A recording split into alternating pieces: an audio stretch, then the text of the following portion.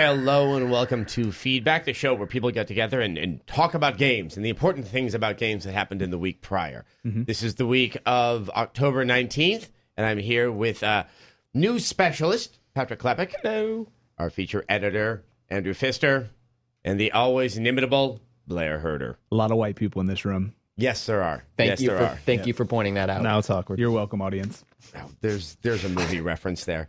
Okay, well, it's been an interesting week. We have one release this week, which is Borderlands, compared to the kind of the big cluster that happened last week of Uncharted 2 and Brutal Legend. So I think we're allowing ourselves some time to reflect.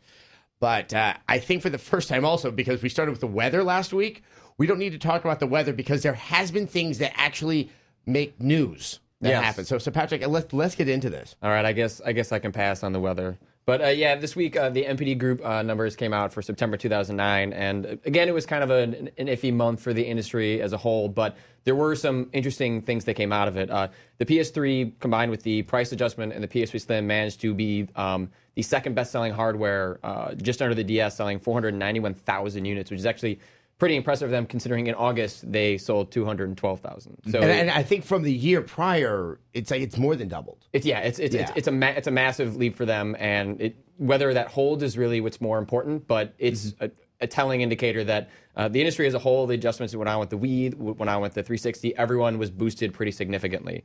The only thing that outsold everything was, of course, the DS selling 524,000. Apparently, there's like people who just don't have a DS.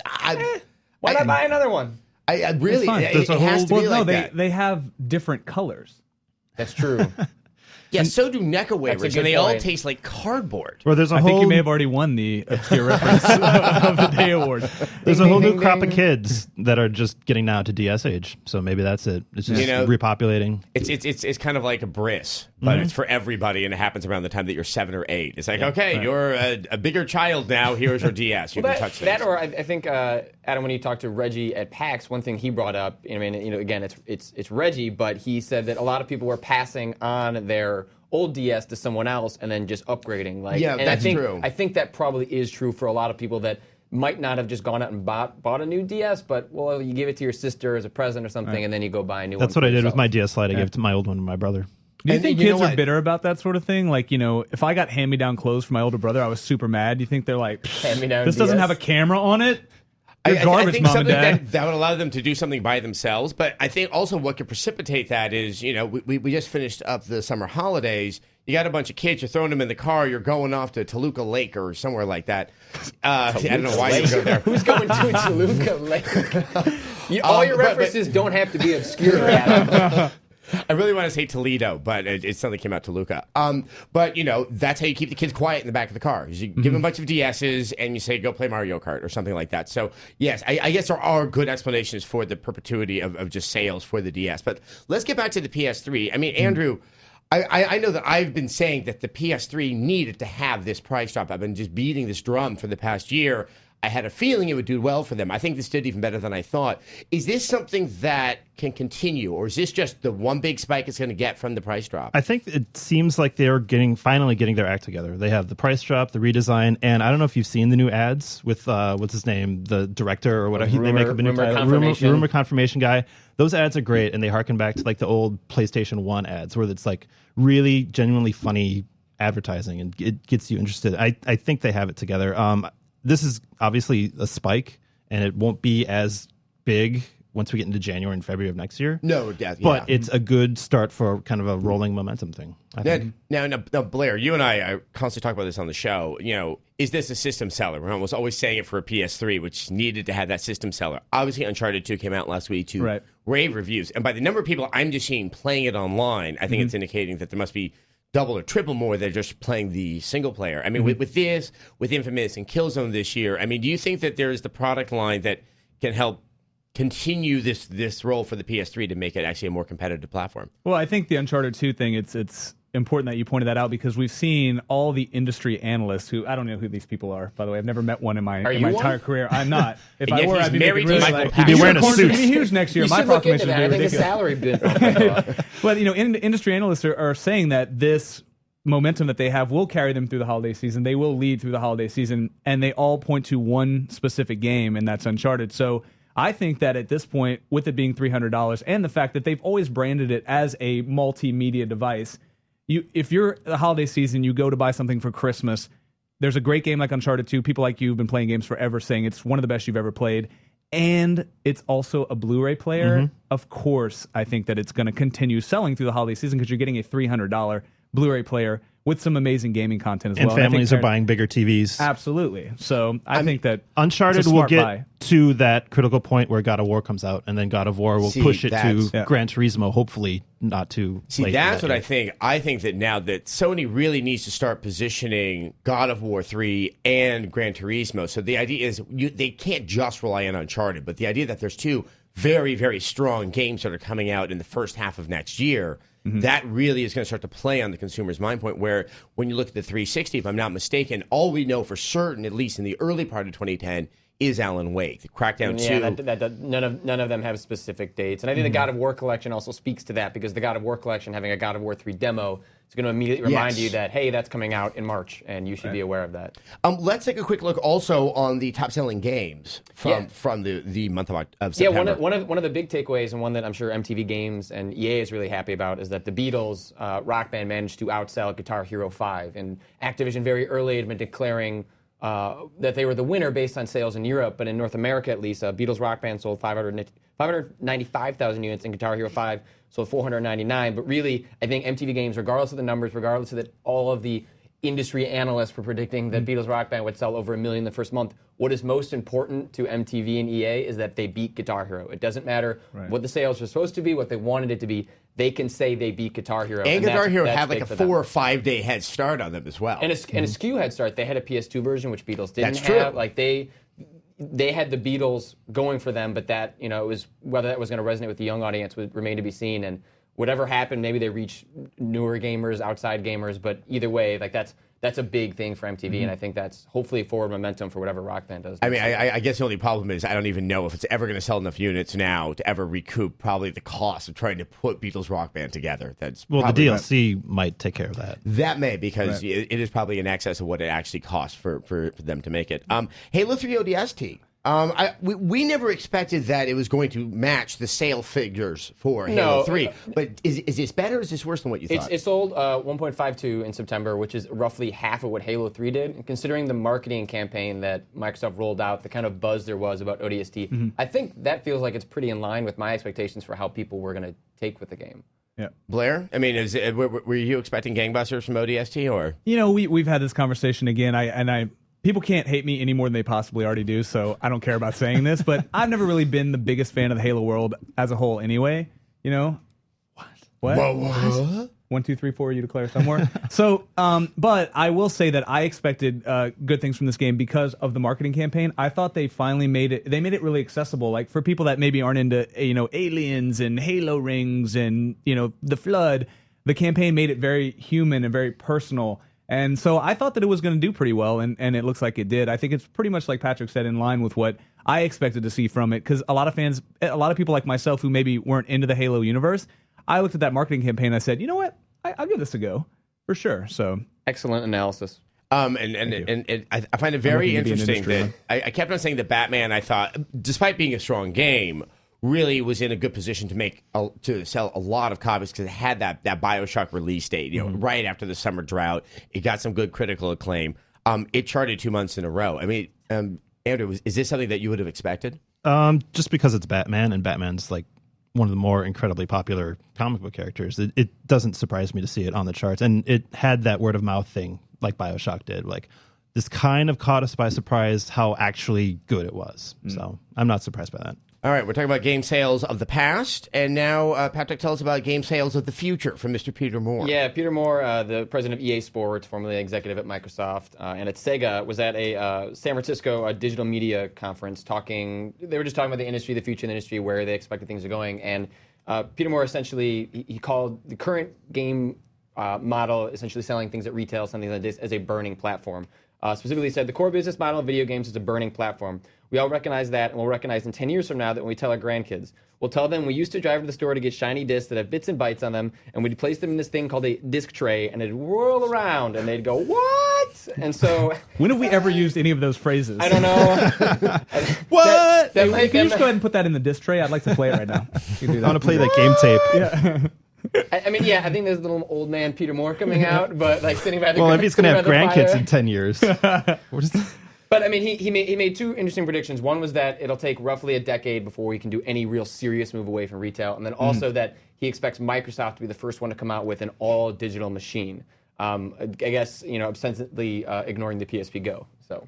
It is interesting. I mean, I think the implication in this is that Microsoft is well aware that they possess the framework, both on the hardware and more importantly on that back end with Xbox Live. And they're already doing They it. have the distribution mechanism. Games on Demand. Games on Demand is a small indication of that box. 10 years from now, where you just pick up a hard drive and you download and stream once all the rest of the technology catches up. But Games on Demand is a small way of them saying, that's what we're doing 10 years and from now. Sony's doing that too with PS1 and PSP, but not full on like PS2 yet or PS3 games.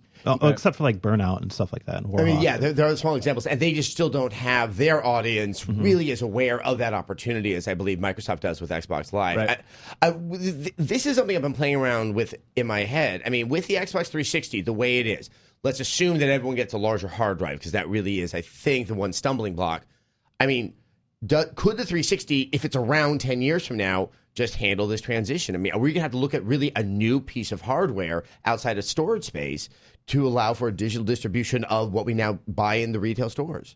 I mean, I think crucial to that is that the idea of the last two generations that backwards compatibility hasn't been handled very well because as a result of people changing hardware, changing which companies they align with for their hardware. Backwards compatibility is essential for that model to work. The idea that you buy something and that if there's a new box, it's going to work. Like I buy a Blu-ray player, I expect my DVDs to work. And games haven't really adopted that model as they've been continuing to change mediums and the interface for it. But unless the industry adopts that as a standard, is that you're always going to be able to play those games you bought in some form, like people are not going to buy into that, or they're not going to graduate to the next piece of hardware. As you saw with the PS2, largely people weren't, my PS2 is fine. Like why do I need to spend $600 for a new thing? Yeah. And then when they've eliminated your ability to play those games, I think that's indicative of a larger, really annoying trend that needs to be remedied, or else like that the larger consumers are just going to be like, screw it, I don't need a new box. Well, just remember, back when Nintendo initially meant to bring out their next console after the NES, I mean, it was like 3 years later, and like people met it with a great deal of fury, and they actually held off for quite a few years on the Super Nintendo. Andrew, 10 years. In terms of getting to this digital distribution model, is he optimistic, or could this happen even sooner? I mean, I think it's GameStop. It really is kind of the big retailer resistance, it's broadband penetration, and it's figuring out the concept of digital ownership. Like transferring. Think of all the music you've bought in the music games. Like, do you really own that? Can you transfer that easily to the next version of what you have? And like games like Burnout and all the add-ons you bought for Burnout. I would say maybe 10 to 15 years, because retail is powerful, like even still. I mean, Best Buy and GameStop will probably have to get on board. Yeah. They can't be kind of left out in the cold. They are very, very powerful. But then you have to consider that not everyone goes to electronic specialist games. There's Target and Walmart, which are just massive, and those are usually the slowest demographic to adopt a new revolutionary way of doing something. Now, speaking of the new revolutionary way, Blair, obviously back at GDC was it On Live or Live On? On Live. Now, I'm not saying necessarily that is the platform that's going to make this happen, but if you want to get general consumer acceptance, if we were to move to a cloud computing model where we're not even like actually downloading the game, we're just buying access to play the game on someone else's hardware. I mean, do you see this as probably the more effective strategy going forward? I think that, and personally, they need to stop saying things like cloud computing, because people like my parents are scared of stuff like that, and they don't want to hear stuff like that. That sounds like a scary creature in the sky. Clouds, not the clouds. But I think that if they're gonna push that sort of thing, I think it's incredibly effective. I personally use Google Documents more than I'm ever going to fire up anything that Microsoft I'm transitioning to that the same. And I haven't fired up Office in God knows how long. But what I think needs to happen is they need to have the proper security protocols in place, because what I think they're going to be most scared of when we talk about sharing content is that their Xbox or their PS3 or their computer is going to get infected by all the porn that Patrick downloads. So, we just need to. Which is a lot. So, even on the work computer, I'm amazing you get through those firewalls. Well, we have that Google Doc that we share. So. But yeah, I think that it's an effective way of doing things, and I think that Microsoft and these companies like Microsoft and Sony certainly have the money to buy data farms in places in other countries that need the money. And I'd love to just stream a video game as opposed to having to go out and buy anything, because I think that what the problem right now, people are grouping everything together, like download movies and download music and download games. Listen, for me, you're never going to be able to replace the feeling of going to a movie theater and buying popcorn and sitting there and watching a movie. However, by all means, replace the feeling of me having to go stand in line at GameStop to buy a game. Yep. You know what I mean? I'm okay with losing that feeling. So I think they need to focus on making it its own separate sales pitch, and I don't see any reason why we can't see things start to happen in the next 5 years, the next 10 years. Imagine if suddenly like Microsoft announced like a deal with Comcast that all of their new like boxes, their DVR boxes, were going to have an Xbox in them. Like, I think, like, imagine if like that, like, I think that's the sort of trend we're seeing, like, going towards that, is that it's one box, just like your iPhone has eliminated, your different media devices you carry. Eventually there's going to be, whether it's Microsoft like starts their own cable service or they partner with someone, like the idea that you're going to have one box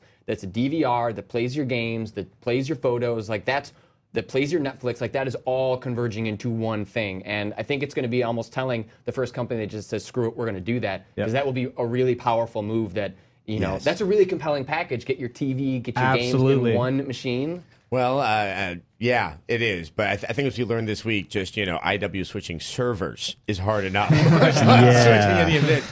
Let's hit on this final story really quick. It is sort of near and dear to my heart. It's very personal for you, Adam. But there was an article at CNN where they were talking to Insomniac Games kind of about the end of Ratchet and Clank, and the idea that a little bit of a tear.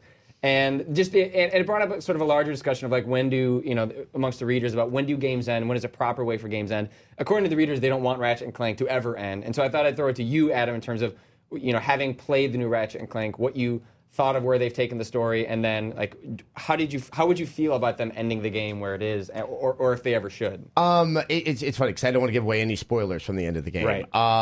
There's always the possibility in that universe to go in other directions. I think if they really wanted to end it, it's either from fatigue or because the marketplace really isn't asking for it anymore. Personally, they're the last people doing the action platformer, and that is one of those things that I love, and they do it better than anyone else. And so if you take that away, it's kind of like when The Shield ended or Newhart ended. It is just like there's nothing left. I didn't watch Newhart. That was a lie. Number 3, Adam Sessler, number 3, with references that nobody else is going to get. Obviously, yeah, the review for Ratchet & Clank is up on the site. I don't address whether or not it's going to be ending. I am going to be hanging out with the Insomniac guys next week at their community day where maybe there's some good punch, and I can serve it to them, and I can get Brian Algeier to tell me, to my face what the circumstances are with the continuation of the series.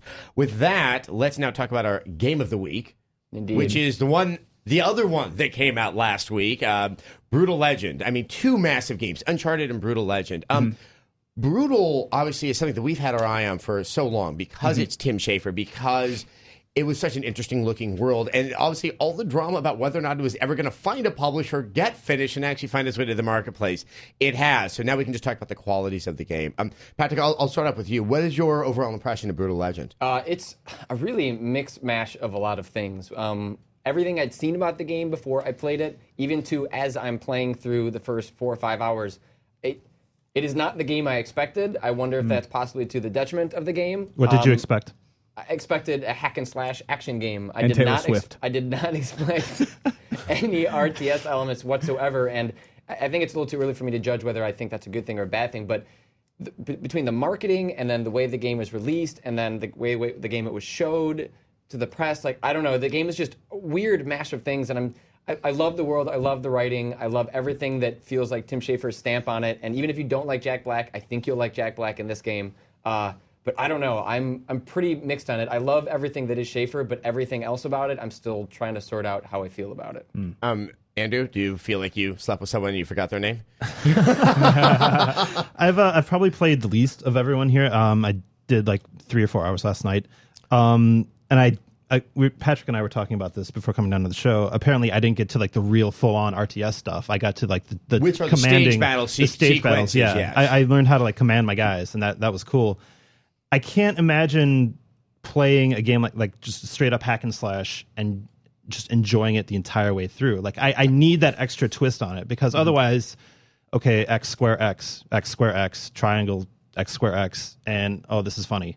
I can see that getting tired pretty quick. So I'm glad, I don't know how it works out, but I'm glad there's something there that I can kind of wrap my head around. You know, it's funny because back when I started seeing the game at the beginning of this year, and it was like, okay, we have an action of the guitar, and the guitar it's not so much range attacks, but it's area attacks, and then you get, you know, just the hacking with the axe. I was like, I don't know if this is enough to create enough dynamic combos to carry me through a hack and slash. And I think I had a similar reaction to you, where it's like, oh, good, here is a twist. But speaking of twists, in your chair, you are doing it right now. What did you think of Brutal Legend? Well, okay, here's what I think of Brutal Legend. I feel like I was inside a speaker cone at Ozfest drinking Jack Daniels for 28 hours, and then the next morning I threw up, and then I plugged in a controller and played that awesome metal pile of vomit, and I mean that in the best possible way, because, like Patrick said, I know that I drank some Jack, but I don't know what else I ate. And there were pieces of things in that puddle that I did not recognize from the night before. This is an amazing Industry analyst, Blair. Industry analyst Blair Herder. I got to tie on into this. But like Patrick said, I when I first started playing it, I was like, okay, it reminded me, we spoke of this, it reminded me a lot of Viking in the open worldness of it and things like that. And so I decided to stop playing it. I decided to stop critiquing the gameplay and the mechanics of the game, and I started playing it as a Tim Schafer story, like cruising through the metal aisle of Amoeba Records. And then I really enjoyed the game. But as an actual video game, I thought there was too much stuff going on for me to really fall in love with anything. And so because of that, I only fell in love with the story and the music. And I found myself wanting to discover new parts of the game, not for new combos or new weapons or new upgrades. I wanted to open up new music. Yes. Mm-hmm. And so that's why I was playing. It's one of those games that I feel like pretty quickly, as soon as I run into a difficulty stumbling block, I'm going to turn it on easy. Just because the mechanics feel like they're servicing the story as opposed to almost every other game I play where it's the mechanics are working in tangent with it. I feel like the mechanics are just there for Tim Schafer to tell his awesome metal story. And this really, so far, feels like the most Tim Schafer game, him as a person. Absolutely. Like, I feel like Jack Black's character, like Eddie Riggs, epitomizes what Tim Schafer wanted to be when he was 13. That is Tim Schafer at 13. And there is so much charm in that love letter that he has to this memories of metal in his youth. That I think that really does carry a lot of the game. I kind of want to talk about the Tim Schafer effect. He's a darling of almost all of the media because he worked so hard over at LucasArts, probably made what I think is his masterpiece, Grim Fandango. Left there. Went to make this game Psychonauts that was supposed to be kind of carried along by Microsoft, got ditched by Microsoft, got picked up by, I think, the worst publisher in the history of mankind, which is Majesco. And there goes all their ad buys on that play. And then Psychonauts, falls out of favor against Advent Rising, the most generic game I played of the last generation. And this seemed like his first opportunity to finally prove who he was. And I think that we got caught up a lot in that. Oh, the media gets caught up a lot with Tim Schafer. I think this is like the game that everyone is perhaps possibly to a fault like forgiving of the game because everyone so desperately, in a good way, wants to see Tim Schafer become a blockbuster maker of games, to be able to make whatever he wants, to continue making, like, everyone wants this game to succeed. You even see that kind of from EA, just like, everyone wants them to succeed, and I think is willing to a certain extent forgive him for like even as we're describing the game, like, the gameplay is sort of, but man, it's really funny, and I want Tim Schafer to make a game that sells 1 million copies. Here's a question for you. Does Tim Schafer care about ever making a blockbuster game? Maybe to the extent where he can continue to make games that he wants to make. He's just going to keep figuring it out. He's definitely not a finger in the eye of the industry like some other, I think, small, especially indie developers are. Like they almost will make an effort to go against popular taste or popular logic at the publishers. I don't think he's doing that. I mean, he could have gone in. I think Grim Fandango is probably the most oblique in terms of subject matter that he's done, and really Brutal Legend is the most marketable that he's ever come up with. The mishmash of gameplay, I guess this is sort of builds in with the Tim Schafer effect. We were closer with this game in its development than the average consumer out there. And are we the ones, and is it kind of exclusive to the press that thinks that it was a hack and slash, and were then surprised to find out much, much later in the game that, oh, actually, there's all these strategy elements. And if you came to it with a far less, area of knowledge and you just kind of like the metal and the Jack Black, would you be disappointed? I mean, that's hard to say. Like, we're not going to know for a couple of weeks what the real reaction to, because right now I think most people that are talking about the game are, even if they're not in the press, they're in the sort of enthusiast circle of Tim Schafer. Yeah. Like the Tim Schafer effect is still happening. So it's going to be, I think there's going to be a backlash to this game as people sort of figure out what it is and how it was messaged as it was published. But and to the point of the Schafer effect is that it got caught up with Activision, which is and then Activision was suing, and that created a very much like people again wanted this to succeed. Maybe not even because of the game, but to tell Activision to screw off. Yeah. I'll call that the Spartacus effect. You're the runaway slave that raises up everyone else to fight the evil tyrant.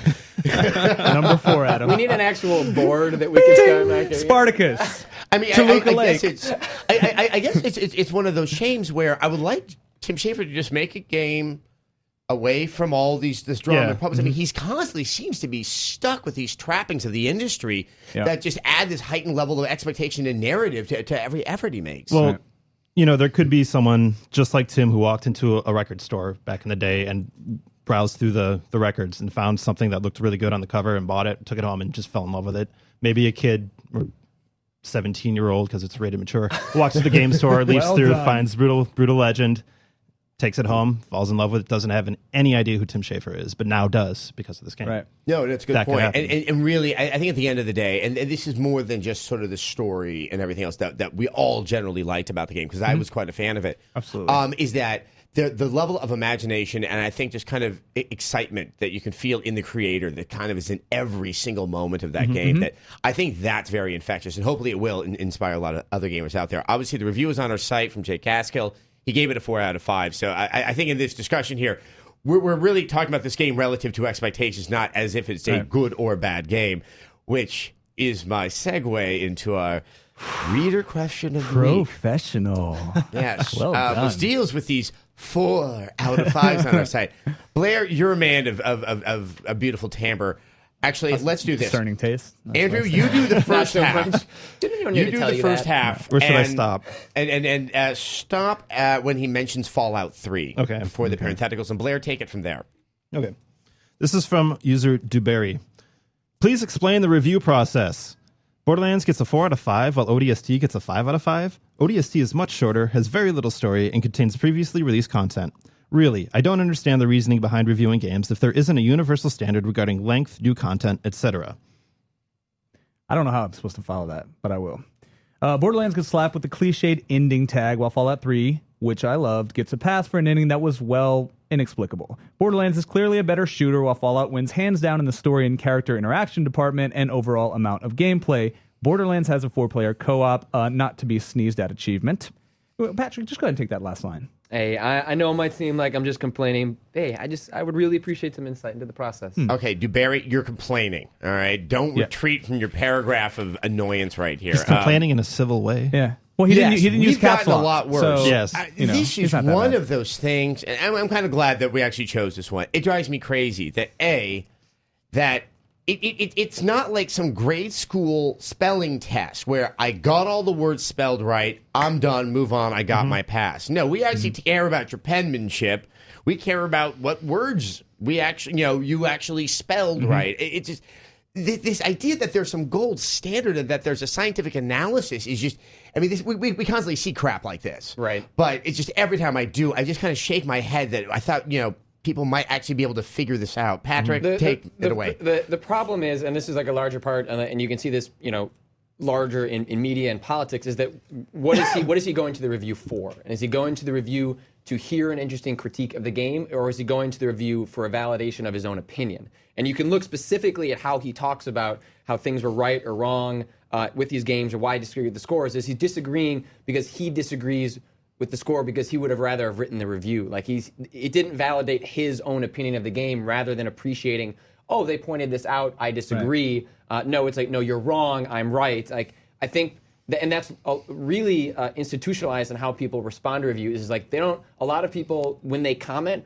aren't complaining because they disagree with what was said, but they disagree because it didn't validate their own opinion of what they wanted to say about the game. But it's also, a 4 out of 5 is a good score. I mean, we have threatened here that we are going to get rid of our normal rating system, and there's 2 scores, 5 and not 5, because there's nothing wrong with the 4. It is a very, very strongly recommended game. I mean, there are some 3s that if you read the review, we are giving a recommendation, albeit a very qualified one. See, that's the key phrase. I was a reviews editor for many years in my previous jobs.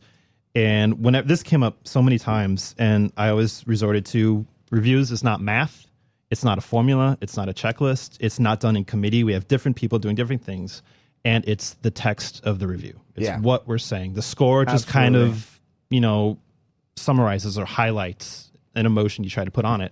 It's what you say and how you explain it and how you reason. And I wanted to respond to this by saying, well, you know what? As a result of this, Borderlands is a 3 out of 5. Ooh. Sorry, because we have power. Now we've got Patrick a can little access the tier. back end. That's community interaction. It just drives me nuts. I think the other part is there's a universal standard regarding length, new content, etc. Okay, the Olive Garden has an unlimited pasta bar that wasn't obscure. that tastes mainstream. Everybody loves Olive Garden. and it all tastes like the same piece of doughy ass. But I can get so much of it. I must be a good restaurant. That is the logic applied here. It doesn't matter if it's good or bad co-op, which it is good in Borderlands' case. It doesn't matter if it's good or bad game for 20 plus hours. It's just the mere fact that you get a lot. We're not reviewing consumer products like it's some type of, we're benchmarking the newest graphics card. It's not the safety of a roll cage in a new VW. Like, dude, it's a video game. Yeah, I mean, look, there's somebody out there that likes Dynasty Warriors. I'm not going to fault them. I'm going to fault them their opinion, but I'm not going to deny that they can't have that opinion. And that's kind of the level of discourse. Gets you all worked up. I'm going to get all those kids off of my lawn when I get home today. Yeah, you are. I think we're down to a 2 out of 5 now. Yeah. Ooh, yeah. Sorry, I think so. Blair, if you have any final comments to bring it down to a 1 out of 5? I heard that 3 of the guys working on it are racists. I heard that too. Confirmed. So, you know what? Onezo. And then the internet goes afire. Oppressed racism out of 5. Actually, and just because we did talk about Borderlands, we highlighted as a 4 out of 5. I've been playing it, and it's one of those games which we're going to be talking about next week. Which, while imperfect, I can't stop playing. And it is one of those oddities that is, I think, is going to make for a very, very exciting discussion on feedback next week, which will be the week of the 26th. I don't know if that's the Monday of next week, but I do know. It is. See, look at that. I've been looking at a calendar every 20 minutes. That's right. Which is obviously also, I should point out, a very big week for G4TV.com. And I heartily encourage all of our readers and viewers to check it out. There is going to be a bevy of new content on the website. It's kind of a big celebration of all the things that are awesome about the site. Once again, I want to thank our guests, Blair Herter. Thank you very Andrew much. Pfister, Betcha. Patrick Klepek. 0 out of 5. I'll see some of you next week, and I'll see all of you, and bring your friends, too. Bye from Adam, feedback. can you finish this with an obscure reference? I wanted to make a burning bed comment earlier when we were talking about the burning platform, but my Farrah Fawcett jokes are out of line. Got it. And scene.